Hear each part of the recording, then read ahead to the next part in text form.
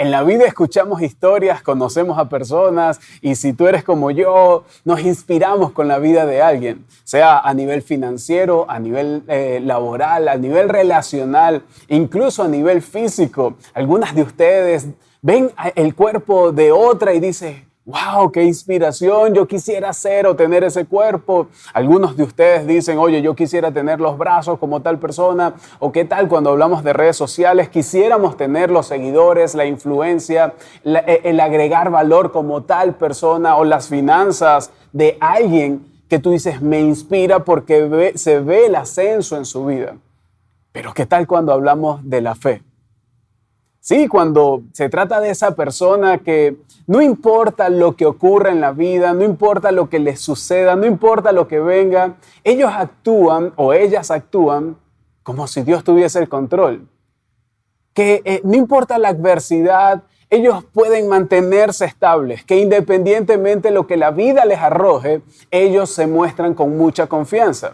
Ayer hablaba con una persona y está pasando por un momento muy difícil en su vida. Yo pensé que iba a encontrar a alguien lamentándose, quejándose, describiendo, que iba a ser un encuentro doloroso. Y me sorprendió porque esta persona, en vez de actuar de esa forma, en vez de expresarse de esa forma, realmente me mostraba una confianza, me mostraba una esperanza, me mostraba una fe. Y de esas personas es que te estoy hablando, esas personas que están convencidas de que hay una vida después de la vida y que pueden manejarse en esta a través del sufrimiento, del dolor, de las decepciones, entendiendo que Dios puede conducirlas, que pueden conocer más a Dios, que ellos pueden entregarle a Dios todo lo que está ocurriendo y que entienden que Dios se preocupa por ellos. Esas personas que no tienen creencias asombrosas, sino que tienen una fe asombrosa. Esas personas que tienen una fe activa, una confianza activa en que no importa lo que pase, Dios va a estar con ellos. Y si tú estás perdiendo tu fe, si tú has visto que tu fe ha menguado, esta serie es para ti.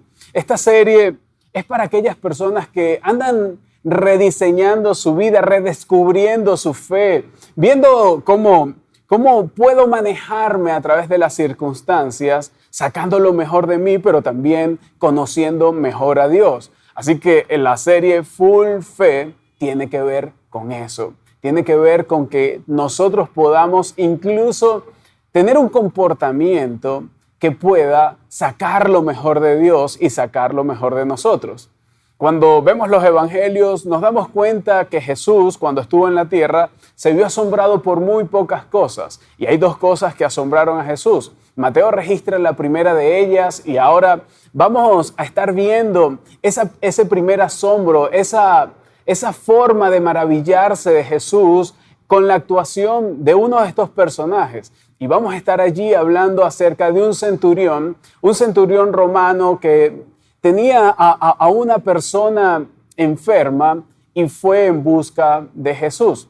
Y este centurión se acerca a Jesús y lo primero que hace es expresarle que él ha estado bajo autoridad, que él conoce la autoridad, él sabe cómo es vivir en autoridad y mira lo que le dice a Jesús. Mateo 8, 9, 10 dice, porque yo mismo soy un hombre bajo autoridad, con soldados bajo mi control. Así que no solamente sabía que era lo que era estar bajo autoridad, sino también lo que era estar sobre alguien y delegar autoridad o también poder ejercer autoridad sobre algunas personas.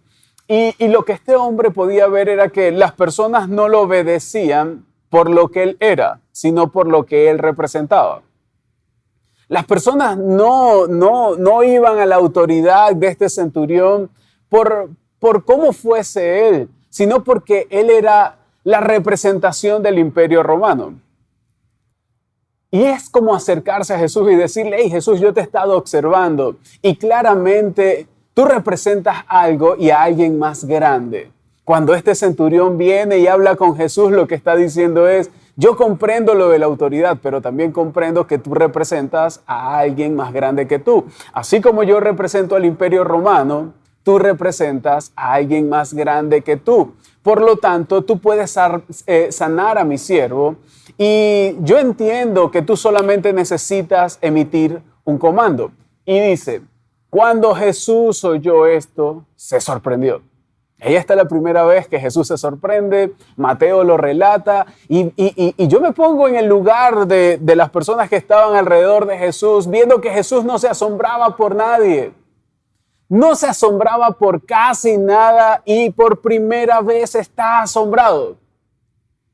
¿Tú te imaginas ser el causante del asombro de Jesús? Jesús no estaba asombrado o impresionado por el favor que le estaban pidiendo, por la acción de buscarlo a él para sanar al siervo. Él estaba asombrado por algo más, porque él venía de sanar a un leproso. Las personas estaban a su alrededor y había visto milagros y milagros que él mismo había ejecutado. Pero afortunadamente aquí estamos viendo a Jesús en otra faceta. Y fíjate lo que dice Jesús. Les digo la verdad, no he visto una fe como esta en todo Israel. Y lo que le asombraba a Jesús no era que esta persona lo buscara. No era lo que había dicho esta persona, sino la fe. Y dice, la verdad es que nunca había visto una fe como la de este hombre. Ahora, Jesús se estaba moviendo por todo Israel. Había visto a personas que habían crecido diciendo que tenían fe en Dios, pero en esta vez se estaba viendo asombrado por un centurión que lo estaba mostrando de manera activa. Jesús estaba asombrado por la fe audaz de este hombre, por esa fe activa. Has oído hablar acerca de la gracia asombrosa de Jesús, pero ahora estamos hablando de una fe asombrosa. Una fe que hizo que algo increíble pudiera ocurrir. El centurión sumó 2 más 2 y reconoció la singularidad de Jesús. Dijo, si yo voy a este hombre y este hombre puede ejercer la autoridad que representa, entonces yo voy a ver lo que quiero ver. Él estaba diciéndole a Jesús, oye, Jesús, te necesito. Si elijo ir a Jesús, entonces Jesús no va a tener que ir conmigo a mi casa, sino que va a poder dar una orden y hacer que ocurra. Y fíjate, Jesús nunca se maravilló del conocimiento y obediencia de nadie. Y aquí no estamos hablando ni de conocimiento ni de obediencia. Lo que realmente estaba maravillando a Jesús tiene que ver con una fe asombrosa, una fe profunda de un hombre que pudo maravillar a Jesús. Sería extraordinario que tú y yo pudiéramos tener un tipo de fe así. Y para eso es esta serie, para que tú y yo podamos recargar esa fe, para que tú y yo podamos llevar nuestra fe a lo máximo y actuar como este centurión y así poder maravillar a Jesús. Esta serie va a estar extraordinaria. Hoy solamente es la primera de 6 partes de esta serie y no te puedes perder el resto porque allí vamos a darte consejos prácticos y tú vas a poder tomar todas estas herramientas y hacer de tu fe una fe robusta. Sí, una fe robusta como la de este centurión. Ese centurión que hizo que Jesús se asombrara y Jesús estaba muy asombrado porque alguien había mostrado una fe extraordinaria, una fe que la estaba viviendo en una realidad cotidiana. Era que había una situación real y allí estaba poniendo en práctica esta fe. El segundo incidente ocurre durante la visita de Jesús a su ciudad natal. Él estaba allí enseñando, él estaba mostrándose a la gente estaba asombrado por lo que decía. Pero de una u otra manera, los celos invadieron la escena. Los celos comenzaron a presentarse allí donde estaban. Y mira lo que dice Marcos en el capítulo 6, verso 3. ¿No es acaso el carpintero, el hijo de María y hermano de Jacobo, de José, de Judas y de Simón? ¿No están sus hermanas aquí con nosotros? De una u otra manera lo que están diciendo, este hombre no es nada especial. ¿Por qué nos estamos asombrando si este hombre no tiene nada de especial? Es solo uno de nosotros. ¿Por qué nosotros vamos a hacerle caso? ¿Acaso él se cree mejor que nosotros? ¿Y cuál fue la respuesta de Jesús? La respuesta de Jesús fue la siguiente. Y él se quedó asombrado por la incredulidad de ellos. Así que ahí viene la otra parte donde Jesús se asombra. Y se asombra por la incredulidad de esas personas. ¿Sí? Ahí está la clave. Las dos cosas que asombraron a Jesús son las siguientes. Número 1, una gran fe. Así que lo primero que asombra a Jesús es una gran fe, la fe del centurión. Y lo segundo tiene que ver con la falta de fe. La falta de fe de aquellas personas que lo conocieron, pero que realmente no estaban creyendo en él. ¿Cuántas personas andan en la vida diciendo que conocen a Jesús y menosprecian su poder? Y se manifiestan con incredulidad ante las adversidades en la vida. ¿Cuántas personas sin conocer a Jesús tienen más fe y pueden ver cómo en la adversidad, cómo en las circunstancias, viene Dios y les auxilia? La agenda de Jesús para ese entonces estaba bien declarada, y para nosotros ahora en este siglo sigue siendo de que nosotros podamos tener esa característica que asombra a Jesús, y es la fe activa, una fe asombrosa, una fe realmente extraordinaria. Aquí es donde las personas pueden comprender a Jesús, tomar su mensaje y ponerlo en práctica. La fe, a diferencia de la esperanza, siempre tiene un objeto. Y es justamente lo que vamos a estar hablando en parte de esta enseñanza. La fe tiene un objeto. Ahora, ¿cuál es el objeto del que vamos a estar hablando? Tienes que estar muy pendiente porque este objeto le va a dar toda la claridad a este mensaje. Y cuando tú comprendas el objeto de la fe, entonces ya tu fe de por sí va a comenzar a expandirse, ya tu fe comenzará a recargarse, ya tu fe va a ir a otro nivel. Veámoslo de una manera más práctica. Cuando te montas en un avión, quieres llegar a destino, ponemos todo nuestro optimismo en que llegaremos a ese destino. Nosotros estamos poniendo nuestra confianza en la esperanza de poder llegar. Estás poniendo tu fe y tu confianza en la integridad mecánica del avión, en el juicio del piloto. Ese es el objeto de tu fe en ese momento. Y el objeto de la fe no es un resultado particular. No es un resultado particular. El objeto de la fe es la fe en sí misma. Fe no está pensando en que todo estará bien y que funcionará. Eso es esperanza y eso es optimismo. Jesús no estaba asombrado por la esperanza y el optimismo del centurión. Él estaba asombrado porque él había colocado su fe sobre Jesús. Y el punto de su ministerio tiene que ver con eso, con que Jesús se estableció a sí mismo como el objeto de la fe. Y ahí radica lo que Jesús vino a hacer en este mundo. Él se estableció a sí mismo como el objeto de la fe. No era que estabas colocando la fe en algo o en alguien, sino en Jesús mismo. Invitó a los seguidores a creer y a confiar. La noche de su arresto, Jesús tuvo una larga y perturbadora noche. Hubo una confusión y los apóstoles le estaban preguntando algunas cosas a Jesús acerca del final. Estaban hablando acerca del final de su tiempo juntos. Y le dice allí en Juan 14:1, no se turbe su corazón, ustedes creen en Dios. Y me voy a detener aquí.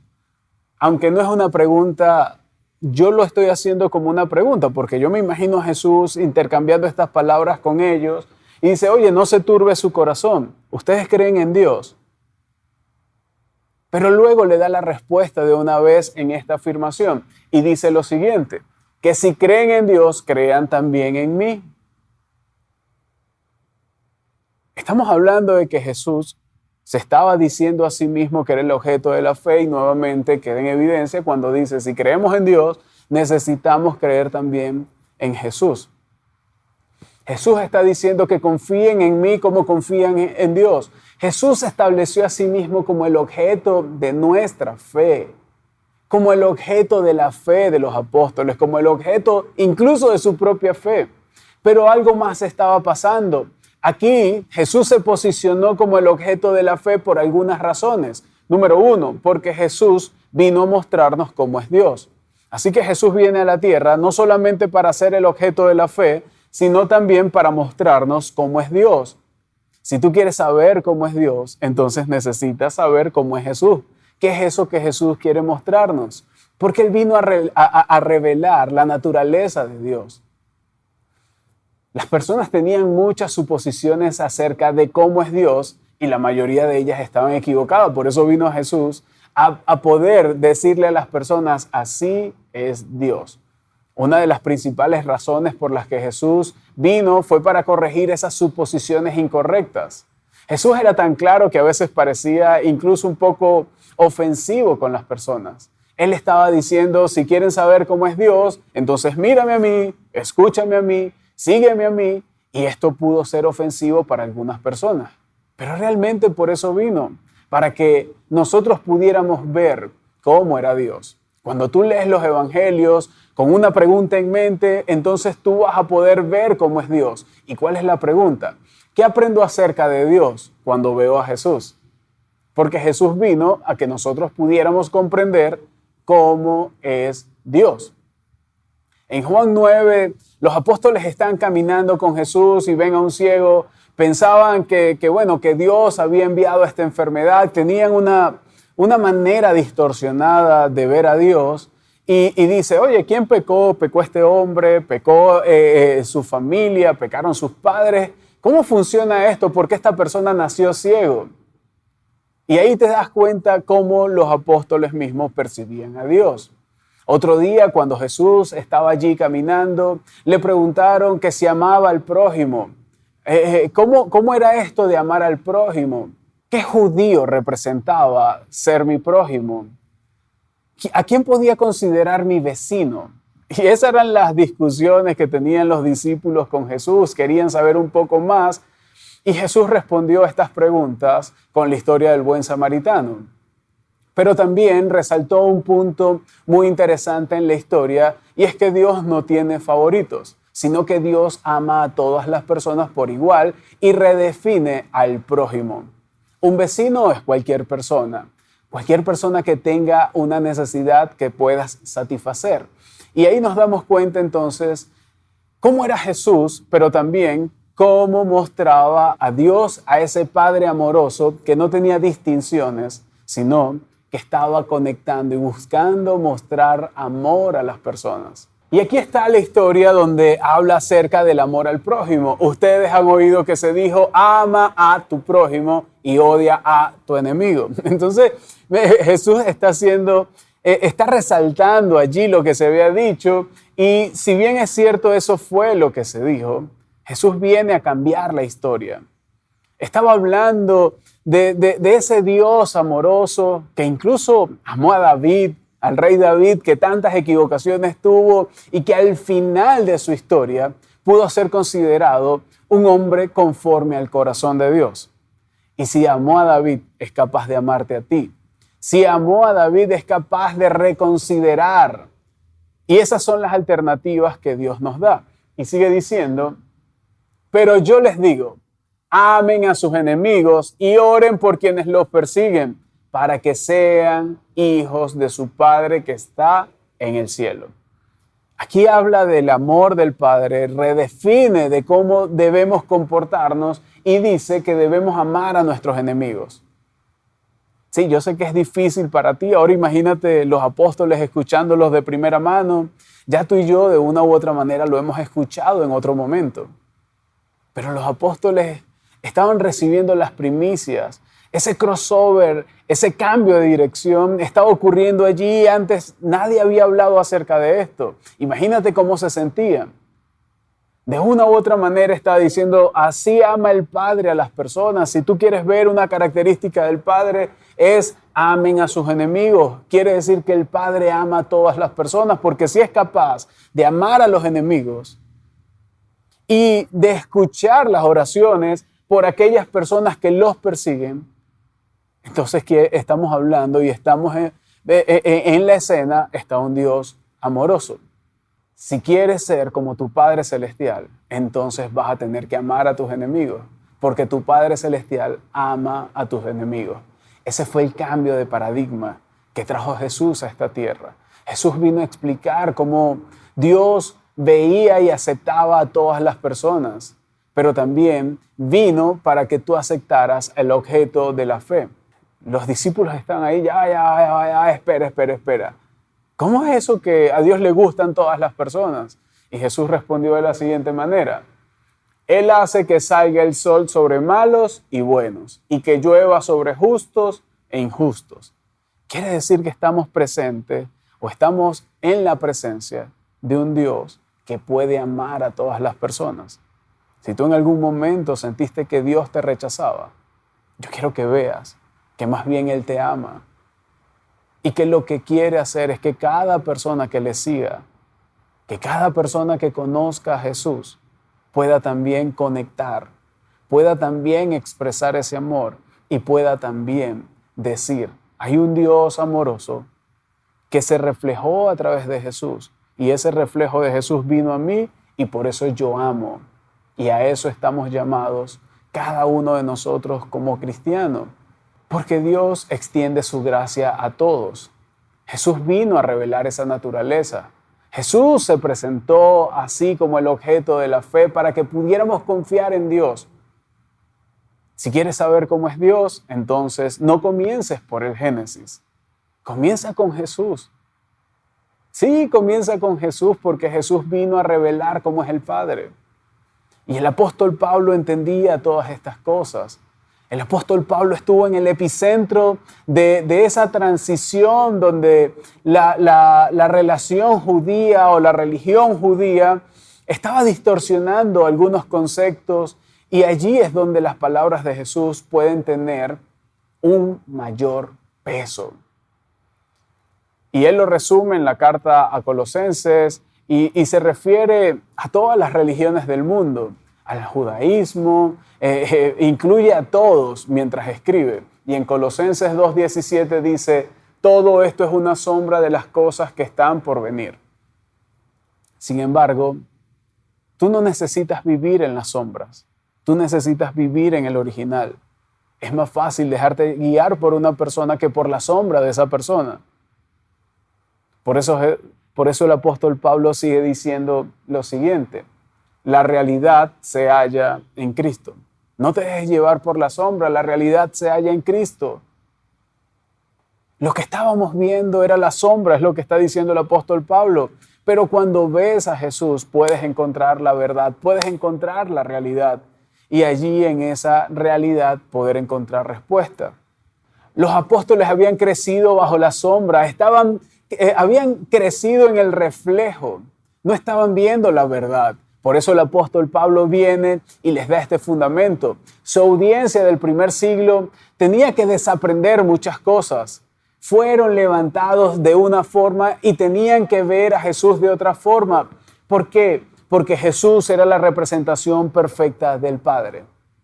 Porque Jesús vino a representar al Padre. Y así quería el apóstol Pablo que pudieran verlo. ¿Y quién fue el apóstol Pablo? El que escribió muchísimo acerca de Jesús, muchísimo acerca de la relación con Jesús y cómo Jesús se convertía en el camino para llegar al Padre. Pero también aquí nos está diciendo que Jesús es el camino para comprender al Padre, porque Jesús es la representación perfecta del Padre. Fue así como Jesús dijo que si queríamos saber cómo era Dios, lo siguiéramos a Él, pero lo siguiéramos de manera completa. Que pudiéramos presentarnos delante de Él, porque Él era la representación de Dios. Cuando Jesús vino a esta tierra, era para que nosotros pudiéramos acercarnos al Padre y tener una relación con Él. Por eso es que no debemos sorprendernos en los énfasis de Jesús acerca de la fe activa y de esa confianza, porque después de todo se trata de confianza. Se trata de fe, se trata de confianza. No se trata de obediencia o de miedo, se trata de confianza. La moneda de una relación es la confianza. Lo que sostiene una relación es la confianza. A lo largo del ministerio de Jesús, Él invitó a las personas a poner su confianza en Él porque Él reflejaba quién era Dios. En Génesis lo que se rompió fue la confianza. Y cuando hablo en Génesis, hablo del libro de Génesis. Si tú eres una persona que normalmente no asiste a la iglesia, que normalmente no está escuchando mensajes como este, quiero decirte que el Génesis es el primer libro de toda una biblioteca llamada la Biblia. Y allí cuando Adán y Eva cometen un error, lo que hacen es quebrar la confianza. Por eso no podemos extrañarnos que en los evangelios que se relata la vida de Jesús, lo que Jesús viene a invitarnos es a que nosotros podamos confiar y creer en Él. Jesús le dice a sus seguidores, quiero ser el objeto de su fe. Quiero que ustedes vayan, que sepan quién es Dios a través de mí y cómo tener una relación con Él. Tú puedes tener una relación con tu Padre Celestial a través de Jesús. Porque Jesús es esa representación, es el objeto de nuestra fe. Si nosotros ponemos todo lo que hemos venido hablando junto, lo que podemos decir es que Dios amó tanto al mundo. Dios deseaba tanto una relación con las personas en el mundo que Dios se reveló a sí mismo a través de Jesús. Vino y se presentó a nosotros, vino y nos regaló a Jesús.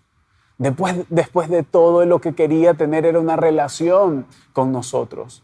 No que nos relacionáramos con la sombra, sino que nos relacionáramos con Jesús, porque allí era donde podíamos encontrar esa base. Nunca sabrás dónde estar parado cuando sigues a una sombra, pero cuando sigues a la verdad, cuando sigues a lo verdadero, y tú te puedes apalancar, tu confianza va a elevarse, tu confianza va a estar en un lugar seguro.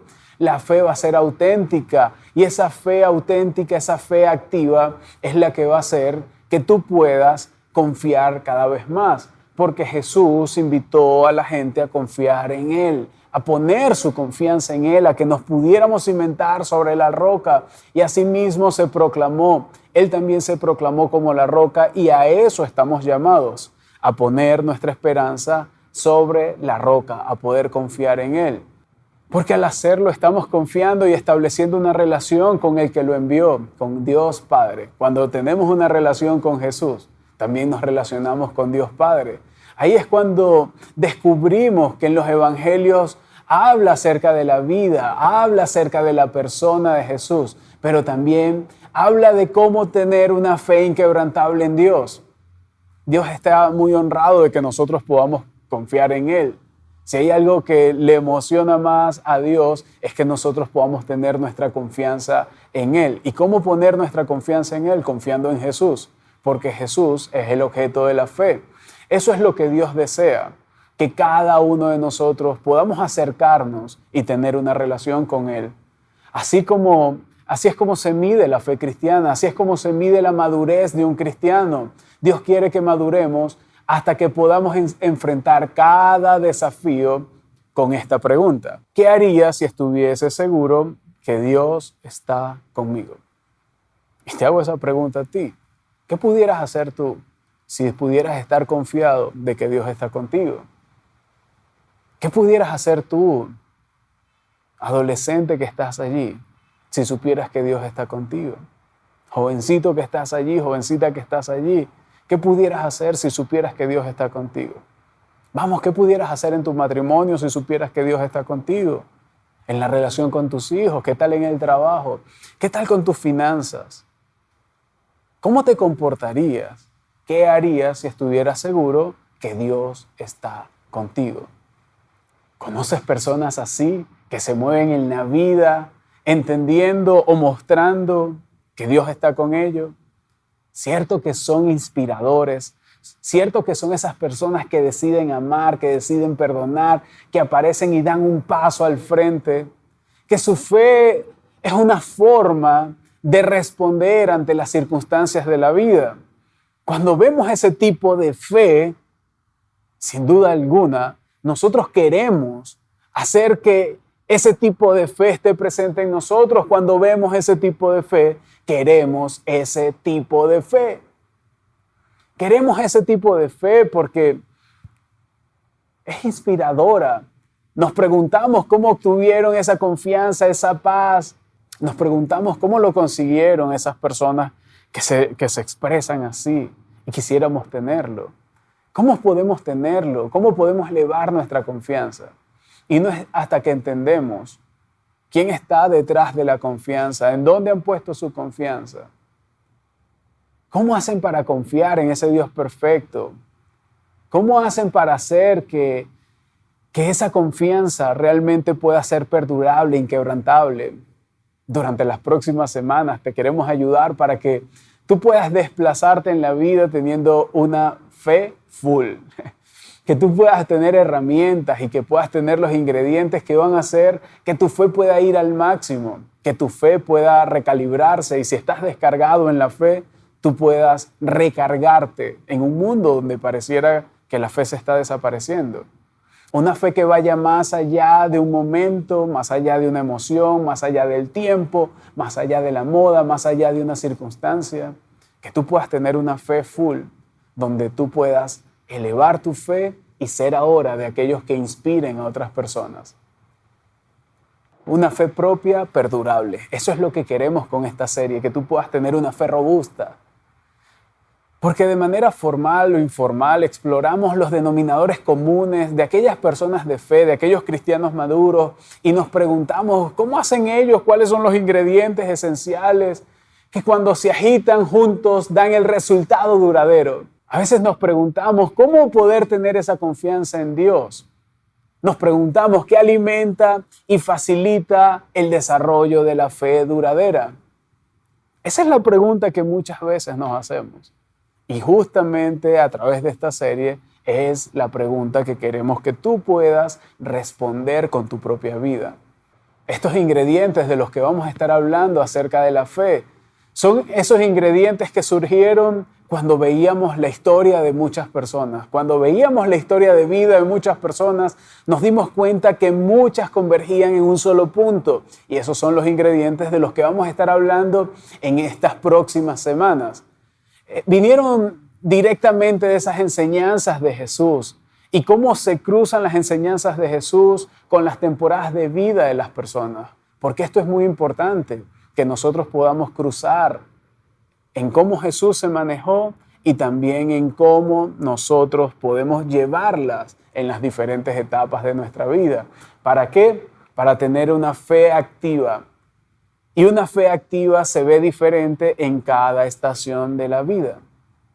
No es lo mismo la fe de adolescente a la fe de un matrimonio. Por la edad, ¿no? Por las circunstancias, por las etapas, por las estaciones. Porque tenemos más cosas, porque vemos desde otra perspectiva, porque maduramos en la vida y así también tiene que ir madurando nuestra fe, tiene que ir recargándose nuestra fe. Tiene que ir avanzando nuestra fe. Una fe que pueda desafiar a los adolescentes. ¿Qué es lo que desafía la fe de un adolescente? ¿Qué es lo que desafía la fe de un estudiante universitario? ¿Cuáles son los desafíos que tiene que atravesar un matrimonio hoy día? ¿Cómo es la fe cuando hablamos de la crianza de los hijos o las luchas que están teniendo tus hijos mientras van creciendo y tú no sabes cómo liderar, cómo manejar este tema? Es que queremos abordar la fe y también llevarla a la práctica para que tú en cada temporada de la vida puedas tener esa fe activa que se diferencie en la etapa en la que estás viviendo. Por eso queremos que puedas discutir, que puedas tomar estas preguntas y profundizar en ellas. Antes del mensaje de hoy, basado en tu experiencia como o con los cristianos, ¿qué habías creído que más asombró a Jesús? ¿Creías que no había nada que asombrar a Jesús? Pues sí, aquí en la enseñanza nos dimos cuenta que hubo dos cosas que asombraron a Jesús. Lo otro, ¿quién es el cristiano más asombroso que conoces personalmente? ¿Y por qué dices que esa persona es asombrosa? Número 3, ¿qué es lo que más ha contribuido a tu fe personal en Dios? ¿Qué ha hecho eso en ti? Y la cuarta, ¿es difícil mantener la fe? La fe de todas las personas, de una u otra manera, recibe un golpe de vez en cuando. Hablar acerca de la fe siempre nos va a ayudar. Saber que tú no estás solo en esto de la fe, que incluso aquellos hombres y mujeres que conocieron personalmente a Jesús en otros tiempos también se debatieron y también menguaron en su fe.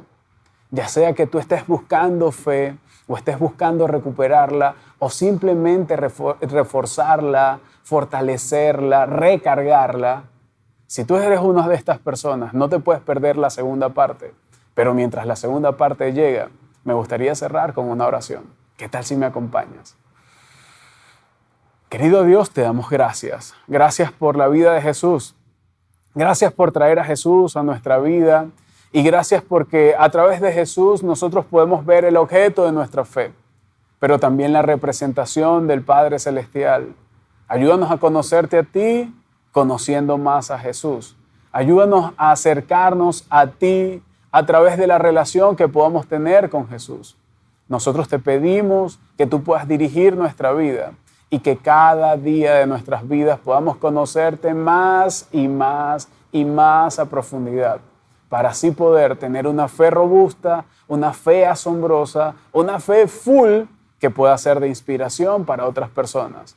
Te entrego la vida de cada hombre y mujer que se ha conectado el día de hoy, en el nombre de Cristo Jesús. Amén y amén. Mis queridos amigos, salgan y vivan una fe full, una fe donde el objeto de esa fe sea Jesús y a través de esa fe tú puedas mostrarle a otros una inspiración, que tu vida se convierta en una inspiración para otras personas y que tú te conviertas en esa persona que otros están viendo para comportarse de esa misma manera ante las circunstancias. Que Dios te bendiga y nos vemos en la segunda parte.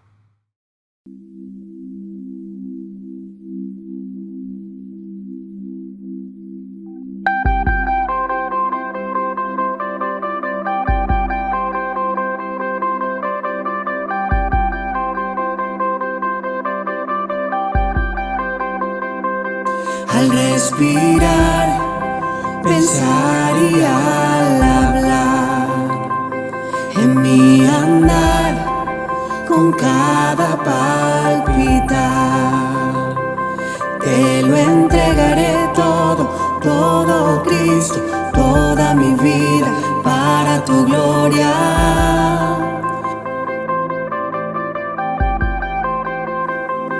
Al respirar,